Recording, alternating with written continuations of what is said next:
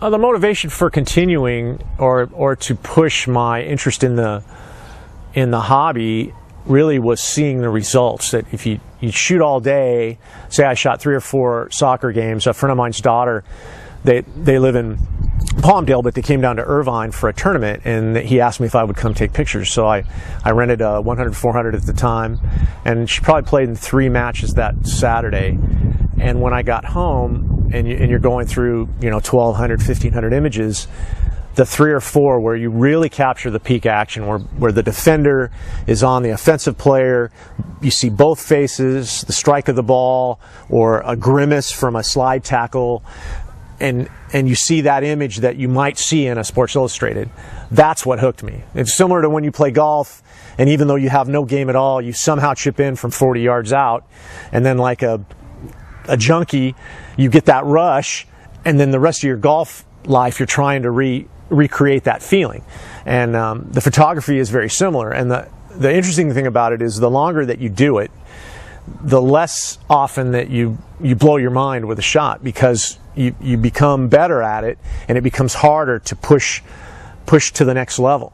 And I'm kind of at that spot right now where, like, my whole 09-10 Titan basketball season, where I probably shot 20 games with the playoff tournament at the end, it was hard for me to look through there and find anything really mind-blowing, other than I shot a lot more. I do glass cameras where I clamp a camera on a remote behind the backboard glass, shooting down through the glass, that also trips my lights in the ceiling. So you get some pretty amazing shots when you do it properly, but you can't shoot 8 frames a second because of the recycling on the lights. It takes a full second. So, you've got, it's all about timing and doing the right thing. And I really only got 2 or 3, and there's one image that you'll see with my images that Andy's putting up. Only got a couple that really caught my eye.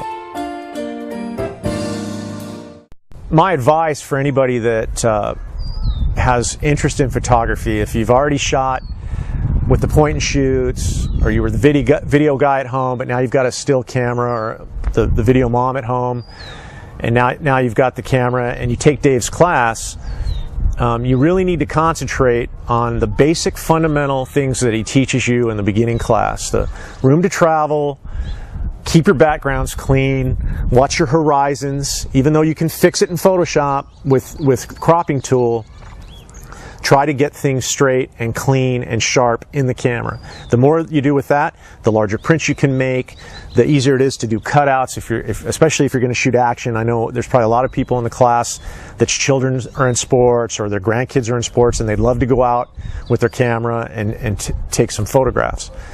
The other thing too is, don't shoot green box. Learn to shoot aperture priority. That's probably the easiest thing to do. That's not automatic, but it's semi-automatic. And learn what the relationship is between the shutter speed and the aperture. Sit in your house with the instruction book, sit down with the camera, turn it on, put it in manual, put it on 3200 ISO, screw around with the shutter speeds, screw around with the aperture, look what underexposes, look what overexposes. Shoot a card's worth, 500 images, pop it in your laptop or your PC, and look at what you've got, and look what worked. You've always got, all the information is there. The people who shot film, they had to take notes. I don't think I would have ever made it this far in photography until digital hit, because I'm too impatient. And even now that I've gone backwards and I'm shooting some film, I started out kind of keeping track of what I did. Now I don't know if it was with the Hasselblad or the Raleigh, other than by the size of the negative. You really need to work on just those basic fundamental tools, and then it gives you the ability to be artistic. If you, like one of the images that Andy will show is of Cologne, this kid that signed a $3 million signing bonus to leave as a junior from Cal State Fullerton to play baseball for the Kansas City Royals. And in his final game at Titan Stadium, I have a shot of him stepping out of they come down a hallway out of the locker room onto the field, and it was a 5 o'clock game, sun's low, and there's 3 or 4 kids up on top, and they're high-fiving him as he goes by. And I got his last step onto the field of his 3-year career. And I couldn't have got that if I didn't know how to shoot manually, because the camera would have metered for the bright sky, and he would have been a silhouette. But I wish I would have more metered for the sky. I blew the sky out, and it really exposed nicely for him and the kids. But I think actually in the image, I cheated and dropped the sky in there since it's a portfolio shot and it's not journalistic. And actually, the Photoshop works pretty bogus. It doesn't look really that great, but it looks better than just white, because that's what you end up with. Like if I shot you guys right now and metered for the sky, you're in the shade, you'd be almost silhouetted. But if I overexposed to get you, then I wouldn't have a blue sky. And in sports, we can't do what's the thing that everybody likes to do now when they do landscapes, and where they, yeah, and you actually, don't you put images together in software? Yeah, well, you can't, there's none of that in sports, unless you had somebody stand there. And what's funny, when I did that, we shot quite a few kids walking out on the field. Some of them would turn around and give you this, or they really ham it up. And especially for Matt Brown, my pal who was their photographer, because he's like one of the team. So if I hang with him, I get to shoot those reactions. They wouldn't react to me like that. But since they're goofing for him and he's about 5 foot tall, it's easy for me to get over him. And I call that gravy training, and in fact, on Matt Brown's portfolio on his website, he has the same image of Cologne high-fiving, and it's the long shadow on the other side. You see his hand and the kid's reaching over and the bat in front of him. So if you want to be artistic and take those interesting, and you have to learn to use the flash. Like same situation, if I shot you guys, I could meter in manual, take the shot, you'd be slightly dark, and then just put with a Nikon, you just put it in TTTL FP fill flash. I could shoot it at 1/1200 and you'd be nice. And then I'd still have the red on the barn and the blue in the sky.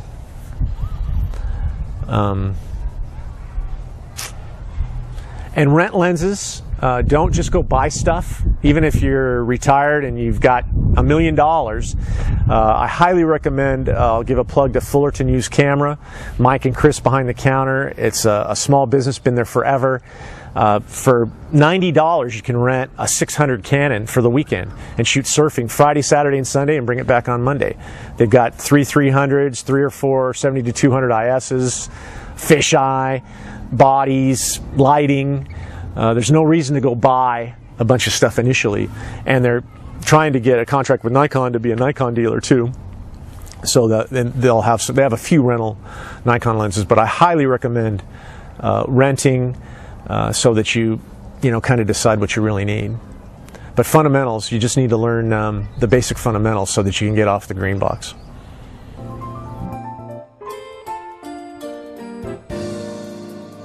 Unload your cards right after you shoot. Unless you just shoot till midnight, you got to go home and go to bed.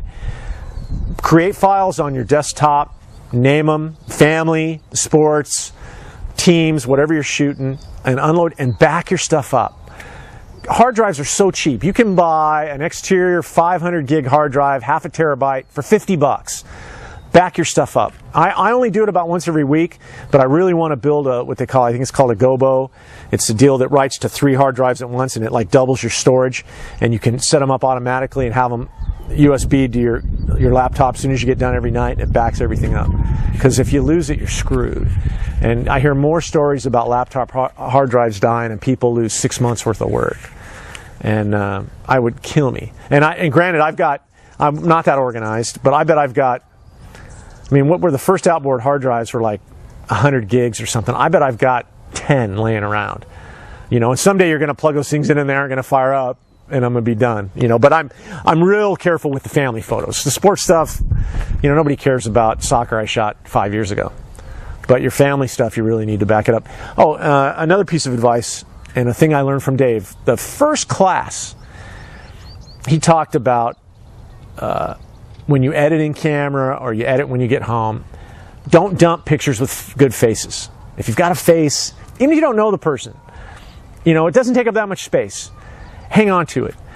And instantly, I started having images of people who died. And that image was important to somebody. And I don't think it's, people make fun of me, and I don't want you taking my picture, but I shoot so much and so often that these images have become very important to people. It might have been family members. One time I got the last image of a kid's uncle was in the stands at a basketball game, and he had a real light level of epilepsy, and he had a seizure surfing and died. And I get a call from the family who we were just acquaintances with, and they said, hey, you had those pictures of my kids. Did you shoot me in the stands at all? Well, sure enough, I shot the mom, and they printed that picture. I bet I've had half a dozen pictures hanging at funerals.